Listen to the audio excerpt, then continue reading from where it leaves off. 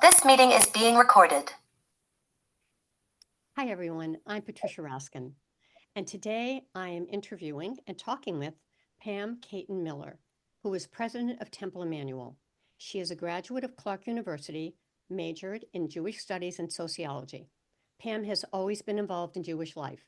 She has been a medical social worker for the past 44 years with a specialty in geriatrics. Welcome, Pam. Thanks so much. How long have you been a member of Temple Emanu-El, and what has kept you connected to our community over the years that led you to being president? Well, my husband and I have been married 44 years, and the very, very first thing we did as a married couple was join Temple Emanu-El. And we felt it was very important to be connected to a Jewish community. And the very next year, we were invited to a new members brunch, and from across the room, we saw another couple, and the guy was a big burly guy, and he was holding an infant in a snuggly. The woman had a hyphenated name like mine. I went up to them and I said, I think we're going to be friends. That was Kenny and Leah Earnhardt. And after that breakfast, we went to their home. And after that, we joined a chavurah, and we developed relationships because of Temple Emanu-El. And our very closest friends came from those moments of connection, because I think everything in life is about connection. So even though spiritually is why we joined Temple Emanu-El, what has kept us connected is our relationships to the people, to the offerings, and to Judaism. Yes, and having said that, the Hirsch, his son-in-law, is now our rabbi of our Temple Emanu-El. Rabbi Yes, Hal. that's correct. That's correct. So can you share a memorable story or experience that shows your connection to Temple Emanu-El? I'd be happy to. As a matter of fact, I have 3 very short stories of my most favorite moments of being at Temple Emanu-El. The first one was one year I happened to have been at shul. It was Shabbos, and I go to shul almost every Shabbos. And I was given the honor of the 4th Aliyah when we were reading Parshat Yitro. And that Parsha of the Torah has the 10 Commandments.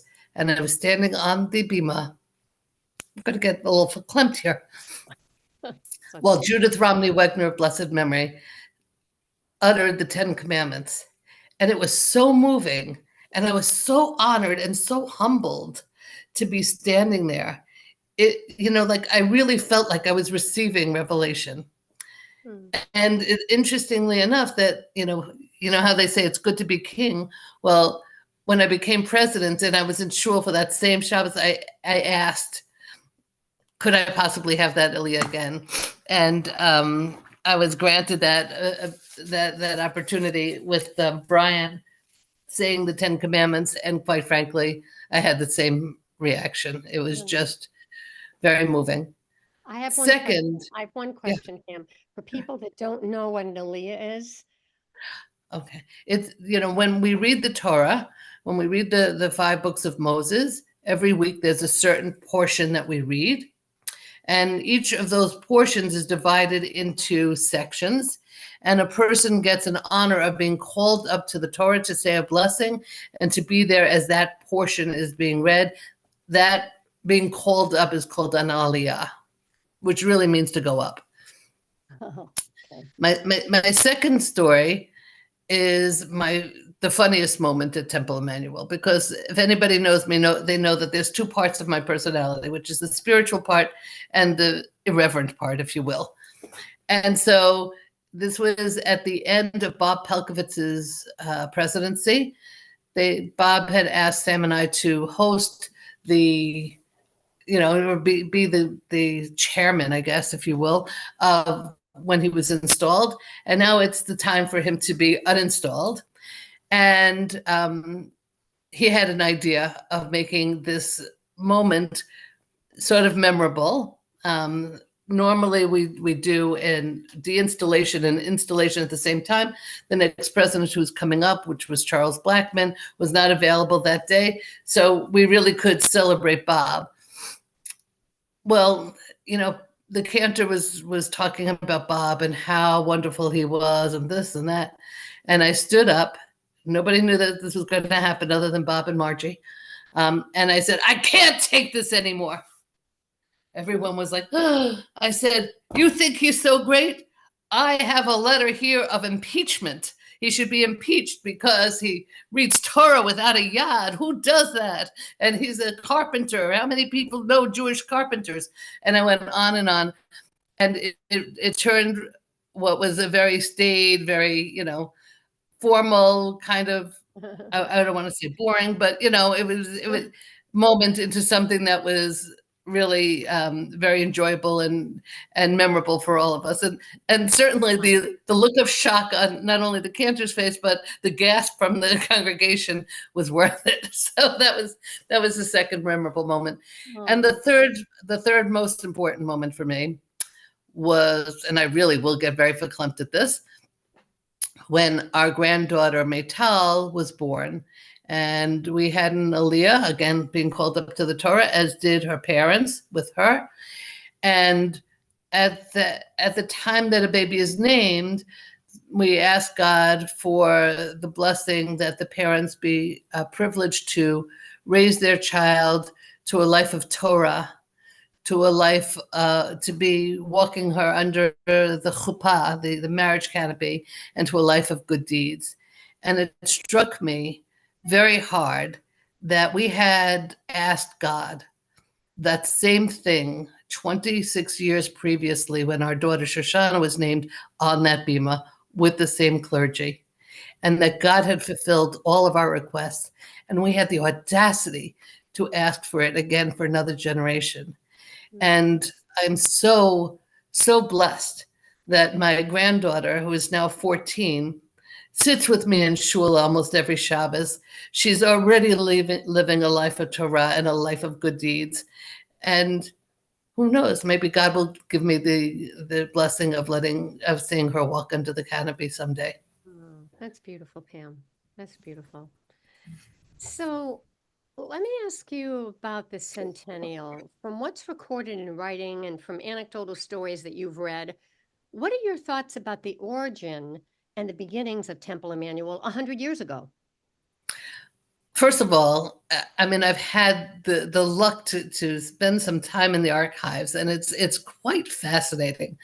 The fact that people really gave of their time and their treasures and their talents to put into this temple and to say, okay, we have a deficit. We're getting all these people locked into a room together. Everyone bring out your checkbook. Let's take care of this. It's very, very amazing. It's amazing that that there was so much forethought, and we have this incredible endowment because the generations before us really wanted to ensure the continuation of our synagogue. And so when we chose to sprinkle the building, to put sprinklers in for fires after the Station nightclub fire, it was because we had an endowment to borrow from, not that we haven't tried to pay it back, that we were able to do this to make this building a safer place for all of us. And it's all because of the foresight of the people who came before us. And I'm incredibly humbled to be part of that legacy going forward. And as we celebrate this centennial milestone, what aspects of Jewish tradition and values do you believe are essential to uphold and preserve for future generations? So it's interesting. I've spent a lot of time looking at what the synagogue did. The second thing that they did after they incorporated as a synagogue was to create a religious school, to put their energy into educating and enhancing the lives of our children. So at one point, there were over 500 students in our religious school. As a matter of fact, the reason that the Goldberg Center, which was at that time called the New Synagogue, and the meeting house were constructed is because we needed room for all those classrooms. So number one, a focus on children and education and inclusiveness to them is and part of our day-to-day experiences. That's number one. Number two, and I can't even say number two, but is to preserve our traditions as Jewish people, as the Jewish people. There is something amazing to me about saying the same words that were said by my parents and my grandparents, and going back, they might not sound the same because some people spoke Ashkenazis as opposed to now we talk more in Sephardic accents, but the fact that we are able to say the same thing, that kashrut continues to be an important legacy for us, that we do the same things, but maybe not in the same way. We take tradition and we modernize it, but keeping with the spirit of Judaism and what's important. I think that's primary for us. And also this idea of the synagogue is a Greek word that means meeting place. And that our synagogue is really a meeting place, a place where, if you're interested in improv, or if you're interested in singing, or if you're interested in learning, there's something for everyone. If you're a young person, if you're, a boomer and beyond, we have something for you. Yeah. I love when you said, when we repeat the words, we're adding on to the legacy. Because I think of that, thinking of my parents or grandparents when I say those words. I think that's really important. You sort of Is there a way that we could pause this so I could get a real tissue? I'm sorry. This meeting is being recorded. So, having said what you just said, how do you think the values and traditions of Temple Emanu-El have influenced our wider community or made a difference in people's lives beyond our congregation? In other words, taking this out farther. So if you think about the work that we've done in terms of Holocaust education, Rabbi Franklin was amazing at this in terms of creating the Yom HaShoah program for the wider community. That this year, the Borenstein Holocaust Education Center, did. But for many years, it was the brainstorm of Temple Emanu-El. Or, for example, when we had a midrashah, which was after B'nai Mitzvah, it was a high school program for Jewish students. That was created by Rabbi Zayman, which eventually was taken over by the Jewish, what was it called? The Board of Jewish Education. The Board of Jewish Education took it over, but it was a program originally created within us. There's also been a lot of interfaith programs that, again, Rabbi Franklin was very, very involved in. And, anytime something happens in the city or whatever, or anywhere in the world, really, it's often our rabbis that get interviewed by the news or by politicians to sort of say, what's our take on it. So I think that we have influenced other people, and I hope always for the good. Yeah, and our membership, Temple Emanu-El's membership, has grown, which is a milestone in itself, considering the COVID epidemic. What do you attribute that to, beside everything you said about all the programs we have and the learning?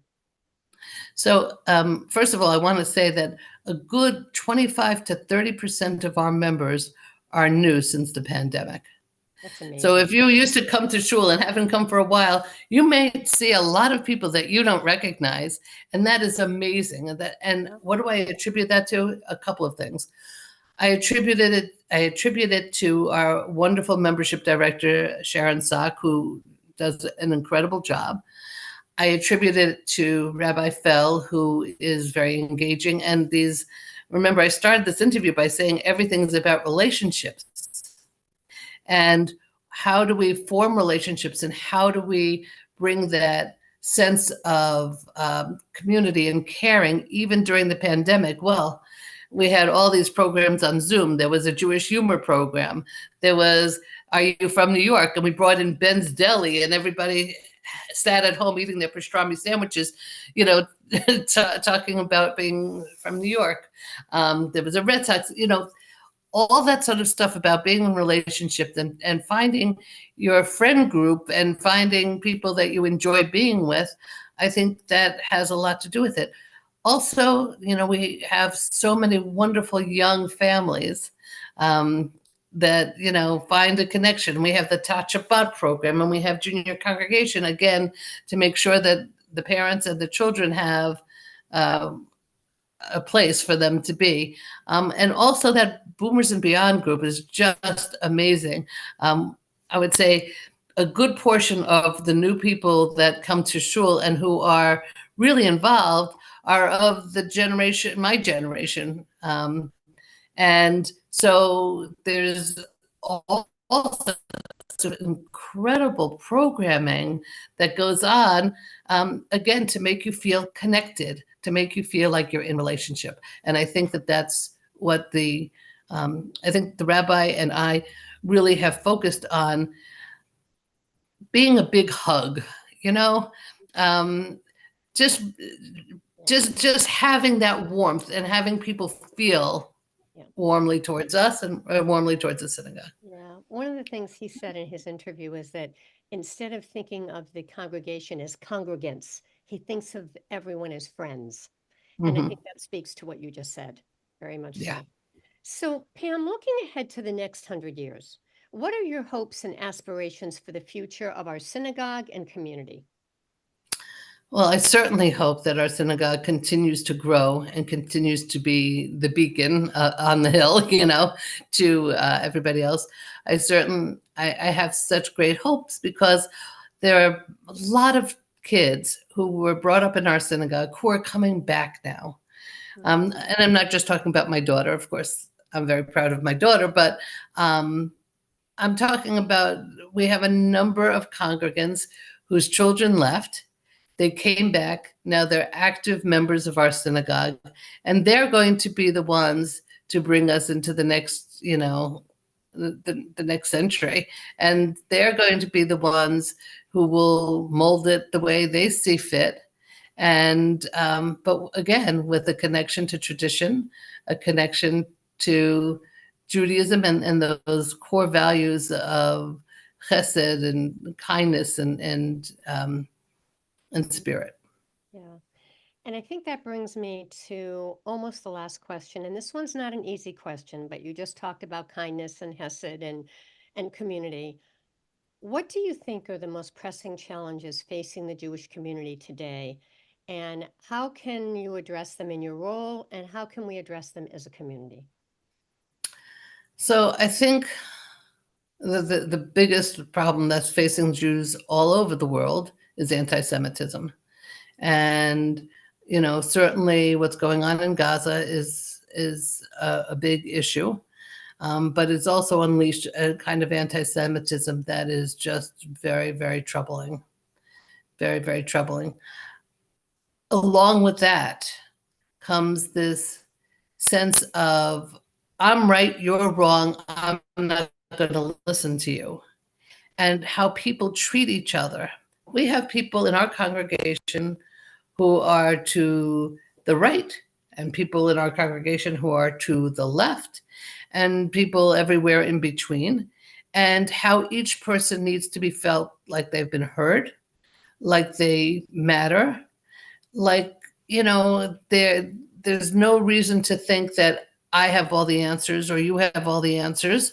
But I think that if we could treat each other within our congregation and within the Jewish world with kindness, with respect, that will go a long way for our future. And that's really what I'm most concerned about, is making sure that we all feel that we don't have the answers, and we're willing to listen to you can have your own opinions, believe me, but not to cancel out other people.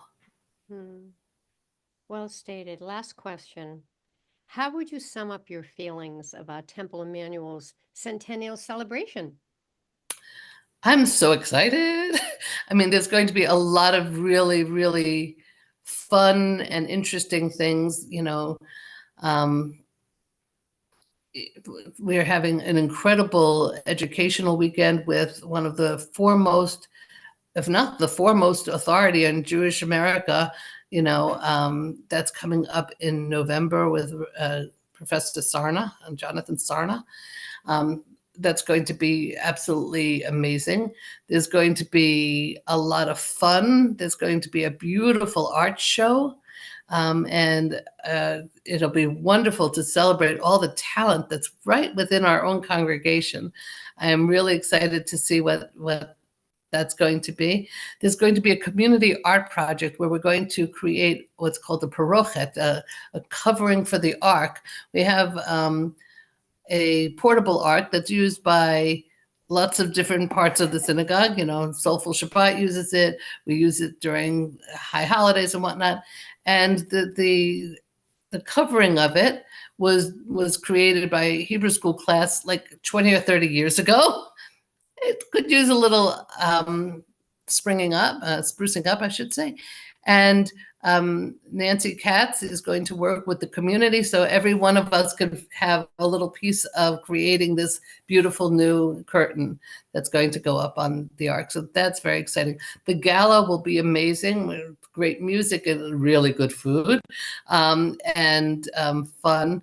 There's just going to be so much. I'm very excited about it, and I feel really lucky to be to be the president who gets to be involved in every little detail. Although I have to say, being involved in every little detail is a little much. Right. And it's over a whole year, though. It's not just It one is. event. No, no, no. That's what makes it so exciting. Yeah. Pam, this has And been also the amount of people that are involved in writing and in planning and in creating, and the amount of volunteer hours, that's also really special, yeah. including you. So thank you so much for doing this. Thank you. Thank you, Pam. Well, it's been an honor and pleasure to hear such amazing stories and wisdom and encouragement, and thank you. So Pam Kaitin-Miller is president of Temple Emanu-El, and thanks again for this wonderful interview. Thank you. Thank you so much for doing it.